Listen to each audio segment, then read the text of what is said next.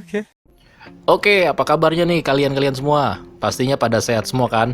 Nah, hari ini gue mau menceritakan sebuah film yang berjudul Reign of Fire. Film ini adalah film bergenre fantasi dengan tema apokaliptik. Film ini dirilis pada tahun 2002 yang disutradarai oleh Rob Bowman dan dibintangi oleh Matthew McConaughey dan juga Christian Bale.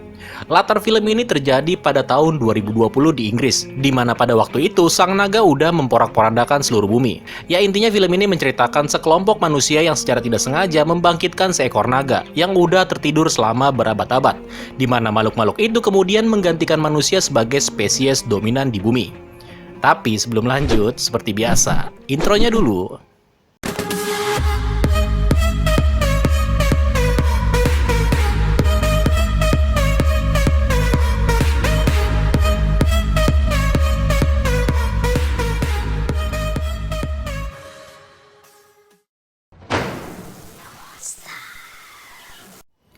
Film dimulai dengan seorang bocil yang terlihat berjalan menyusuri jalan-jalan di kota. Bocil ini bernama Quinn. Rupanya si bocil ini sedang pergi menuju ke sebuah tempat konstruksi atau penggalian di kota London. Tujuan si bocil ini ke tempat konstruksi ini adalah untuk menemui ibunya yang bernama Karen. Si Karen ini adalah kepala kru dari proyek tersebut. Singkat cerita, para pekerja yang ada di situ sedang berupaya menembus salah satu goa di bawah tanah. Tapi rupanya di dalam goa tersebut merupakan tempat bersemayamnya seekor naga yang berukuran besar yang sedang berhibernasi. Si bocil ini pun mencoba masuk melalui sebuah lubang penggalian tanpa sepengetahuan ibunya. Di situ si bocil menemukan sesuatu yang aneh dan terlihat menyeramkan. Si bocil ini pun kemudian lari menemui ibunya. Sesaat kemudian, naga tersebut kemudian bangkit dan membakar para pekerja konstruksi. Satu-satunya yang selamat dari efek semburan naga tadi adalah si bocil dan juga ibunya yang mencoba melarikan diri menggunakan sebuah lift. Tapi belum sempat sampai ke permukaan, naga tersebut mencoba naik ke permukaan sambil menyemburkan apinya, yang menyebabkan Karen juga ikut mati di dalam lift tersebut sambil melindungi anaknya si Quinn. Naga itu kemudian segera terbang menjauh dari tempat itu. Setelah kejadian itu, lebih banyak naga mulai bermunculan, yang kemudian berkembang biak dengan cepat. Melalui berbagai clipping koran kemudian menjelaskan tentang apa yang sebenarnya terjadi. Jadi, para ilmuwan ternyata menemukan sebuah bukti baru, yaitu kalau pada zaman dahulu kala, naga adalah spesies yang bertanggung jawab atas kepunahan dinosaurus yang udah membakar mereka semua menjadi abu. Setelah menghancurkan sebagian besar makhluk hidup di bumi, para naga tersebut kemudian secara naluriah akan tertidur atau berhibernasi dan menunggu sampai bumi terisi kembali atau pulih kembali. Nah, selama berbulan-bulan dan bertahun-tahun setelah kebangkitan naga akibat insiden pengeboran sebelumnya, umat manusia mencoba untuk melawan para naga dengan menggunakan kekuatan militer gabungan mereka, termasuk senjata nuklir pada tahun 2010. Tetapi hal itu rupanya hanya mempercepat kehancuran planet ini. Dan dalam beberapa tahun, umat manusia hampir seluruhnya musnah. Satu dekade kemudian, tepatnya pada tahun 2020, tampak seseorang yang terlihat sedang melakukan penggalian. Orang ini adalah si Quinn yang ternyata udah gede cuy. Di sini, si Quinn adalah pemimpin dari komunitas para survivor, atau para manusia yang selamat dan bertahan hidup di tempat ini. Mereka semua tinggal di sebuah kastil, di Northumberland. Namun tinggal di sini tuh bisa dibilang nggak enak cuy, karena mereka ini intinya pada kelaparan akibat dari bencana tersebut. Jadi, satu-satunya sumber makanan mereka berasal dari hasil panennya. Selama belum panen ya mereka ini kadang makan, kadang enggak. Selama si Queen ini memimpin, banyak dari mereka yang puas dan suka akan kepemimpinannya. Tapi beberapa dari mereka ada juga yang nggak suka dan menentang si Queen secara terbuka.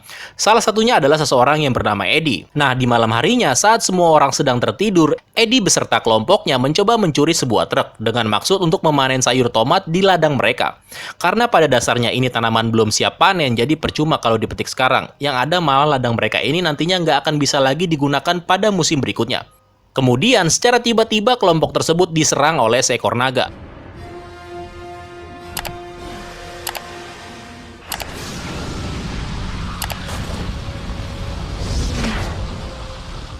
Satu terbunuh dan yang lainnya terjebak dalam pusaran api.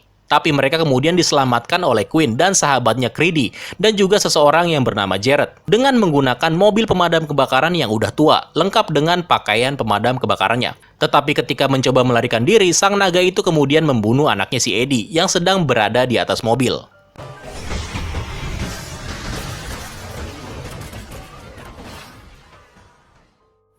Beberapa waktu kemudian, sekelompok orang bersenjata lengkap dengan tank dan mobil lapis baja tiba di kastil mereka. Para pasukan bersenjata ini adalah Tentara Nasional Amerika dari Kentucky Irregulars. Pasukan ini dipimpin oleh si botak bernama Denton Van Zandt. Tujuan Van Zandt ke kastil ini adalah untuk numpang berlindung dan memperbaiki persenjataan mereka, karena banyak dari pasukannya yang menjadi korban dari keganasan para naga dan hanya menyisakan mereka. Van Zandt dan tentaranya yang bersenjata lengkap ini juga memiliki sistem pelacakan yang rumit untuk berburu naga. Dan Van Zandt juga mengetahui satu kelemahan mereka, yaitu para naga ternyata memiliki penglihatan yang buruk sesaat sebelum matahari terbenam atau sebelum maghrib kali ya. Queen pada awalnya nggak percaya kalau mereka ini bisa membunuh naga cuy, tapi setelah diskusi yang panjang, Van Zandt akhirnya berhasil meyakinkan Queen untuk memberinya tempat beristirahat sementara. Di situ para survivor ini juga dikagetkan dengan kemunculan sebuah helikopter yang ternyata temannya si Van Zandt. Helikopter ini dikemudikan oleh seorang wanita yang bernama Alex Jensen yang membawa satu skuad pasukan bernama Archangels yang tugasnya adalah melompat dan menangkap naga menggunakan sebuah jaring. Anjay, dikata ikan kali. Belum lama mereka menyambut para tentara tersebut, tiba-tiba mereka dikejutkan dengan seekor naga yang terlihat akan menyerang kastil mereka. Queen dan Van Zandt kemudian bekerja sama untuk membunuh naga tersebut. Pada awalnya, naga itu mencoba menyerang helikopter yang dikendarai oleh si Jensen. Di situ pasukan Archangel ini mencoba menangkap si naga ini. Tapi usaha yang dilakukan oleh pasukan ini gagal total cuy. Singkat cerita, Queen kemudian mencoba memancing si naga tersebut tepat ke arah Van Zandt, di mana si Van Zandt ini udah siap-siap untuk membunuh sang naga dengan menggunakan sebuah tombak yang ukurannya sangat besar. Alhasil, mereka akhirnya dapat membunuh naga tersebut. Setelah kematian naga itu, para penghuni kastil bersorak gembira dan merayakan kemenangan mereka atas sang naga. Di situ ternyata si Van Zandt nggak terima kalau orang-orang di kastil itu pada seneng-seneng di atas penderitaan orang lain. Alasannya adalah si Van Zandt ini udah kehilangan 3 orang anggotanya dalam perburuan tersebut. Nah, Jensen dan Van Zandt kemudian memberitahu si Queen kalau semua naga yang udah pernah mereka temui, termasuk naga yang baru aja mereka bunuh, semuanya adalah betina. Jadi ternyata semua naga betina ini pada dasarnya membawa telur di dalam tubuhnya masing-masing yang belum dibuahi, sehingga mereka semua yang betina ini membutuhkan si jantan untuk membuahi naga-naga betina. Karena kalau enggak, mereka hanya bisa hidup selama beberapa bulan aja. Orang-orang Amerika ini percaya kalau hanya ada satu ekor naga yang berkelamin jantan, dan jika mereka bisa membunuhnya, maka spesies tersebut tidak akan dapat berkembang biak. Terus, si Queen ini tuh sebenarnya udah tahu tentang si naga jantan ini, karena si naga jantan itulah yang udah membunuh ibunya saat dia masih kecil. Karena trauma itu, dia akhirnya menolak untuk membantu orang-orang Amerika ini, yang rencananya akan membunuh si naga jantan di kota London. Van Zandt pun kemudian meminta orang-orang di kastil itu untuk bergabung dengannya untuk membunuh sang naga di kota London. Beberapa sukarelawan pun bergabung, termasuk si Eddie. Melihat hal itu, si Queen menjadi marah dan langsung menyerang si Van Zandt. Perkelahian sengit pun terjadi, tapi karena kalah pengalaman bertarung, si Queen akhirnya babak belur, dihajar sama si botak Van Zandt. Ketika pertarungan mereka dilerai, si Queen berteriak dan mengatakan untuk jangan pergi ke kota itu. Karena jika mereka memaksa untuk pergi membunuh si naga jantan, mereka semua akan mati, dan akhirnya si naga tersebut akan menyerang kastil ini. Di situ si Van Zandt gak peduli, dan malah langsung memerintahkan anak buahnya untuk segera pergi menuju London. Singkat cerita, sesampainya mereka di kota London, ternyata sang naga itu udah tahu tentang kedatangan mereka. Dan si naga itu udah memasang jebakan untuk mereka semua. Dan ternyata benar, sang naga langsung muncul dan menyerang mereka di jalan, yang membunuh sebagian besar tentara, yang hanya menyisakan beberapa pasukan, termasuk si botak Van Zandt dan juga Jensen. Naga jantan itu kemudian langsung terbang menuju kastil, tempat Queen dan yang lainnya berada, dan langsung membunuh sebagian besar orang-orang di sana. Beberapa orang berhasil bertahan hidup di bunker bawah tanah. Ketika si naga jantan menyerang untuk kedua kalinya, di situ si Creedy akhirnya mati akibat mencoba untuk menyelamatkan lebih banyak orang yang masih terjebak di dalam kastil. This is Sparta! Mengetahui si naga jantan akan menyerang kastil, Van Zandt dan Jensen kemudian bergegas kembali menuju kastil. Sesampainya di kastil, mereka langsung membebaskan para penduduk yang terjebak di dalam bunker. Setelah semua kekacauan ini, Queen kemudian memberitahu Van Zandt kalau dia akan membantu mereka untuk berburu si naga jantan di kota London. Di mana di kota itu, itulah sarang atau markas besarnya si naga jantan. Karena si Queen ini tahu kalau sarang naga jantan itu berdekatan dengan lokasi konstruksi tempat ibunya dibunuh. Mereka kemudian terbang menuju kota London. Sesampainya di sana, mereka menemukan ratusan ekor naga. Di situ mereka juga menyaksikan kalau si naga jantan memangsa naga betina karena kelaparan. Jadi karena populasi manusia udah menipis, alhasil naga-naga ini menjadi kanibal gitu cuy, saling memangsa. Mereka pun kemudian bergegas melakukan sebuah rencana. Nah, si Van Zan ini mempunyai sebuah rencana, yaitu dengan menembakkan anak panah magnesium yang udah dilengkapi dengan bahan peledak ke arah tenggorokan sang naga, tepat sesaat sebelum sang naga membuka mulutnya untuk menghembuskan api. Singkat cerita, mereka kemudian langsung menjalankan rencana tersebut, di mana si Van Zan dengan memanjat sebuah gedung langsung menembakkan anak panahnya ke arah si naga jantan. Akan tetapi, si naga itu berhasil menghancurkan anak panah tersebut sebelum bisa mengenainya. Mengetahui kalau tembakannya meleset, Van Zan kemudian melompat dari atas gedung untuk menyerang si naga tersebut dengan menggunakan sebuah kapak.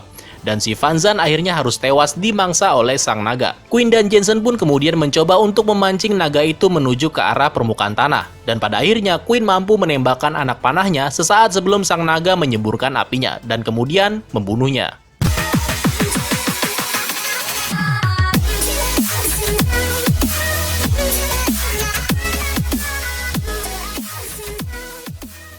Scene kemudian berpindah ke sebuah bukit, di mana di situ terlihat beberapa orang termasuk Queen dan juga Jensen.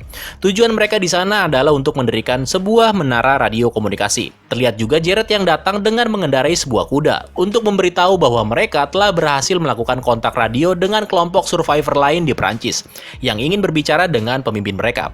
Di situ kemudian Queen memberitahu si Jared bahwa dia sekarang adalah pemimpin dari komunitas mereka.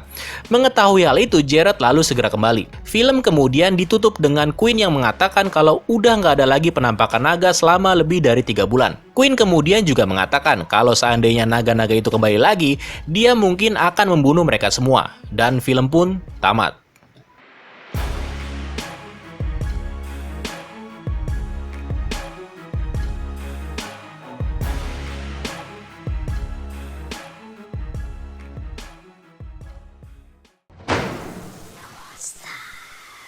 Well, buat kalian yang udah pernah memainkan video game Reign of Fire, tentunya kalian udah nggak akan kaget dengan film ini yang juga berjudul sama. Ya, meskipun keduanya pastinya memiliki plot yang berbeda. Balik lagi ke filmnya sendiri yang menurut gua sangat mudah dipahami. Ya, meskipun beberapa hal di dalam filmnya yang masih menjadi pertanyaan. Salah satunya kayak sumber makanan orang-orang dikasih itu dari mana coba? Selain hasil panennya itu sendiri. Tapi di luar itu semua, menurut gua ini adalah film monster naga terbaik kedua yang pernah ada. Karena yang nomor 1, naga Indosiar pastinya. So, buat kalian yang suka dengan film-film Dragon Monster kayak gini, gua rasa film ini cocok buat dimasukin sebagai salah satu film yang paling rekomen. Dan yang terakhir, kalau gue boleh kasih nilai, film ini gue kasih nilai 7 dari 10. So, terima kasih udah menonton video ini sampai habis. Gua Admin 1 pamit, tetap sehat, tetap tersenyum, dan sampai jumpa di video selanjutnya. Bye-bye.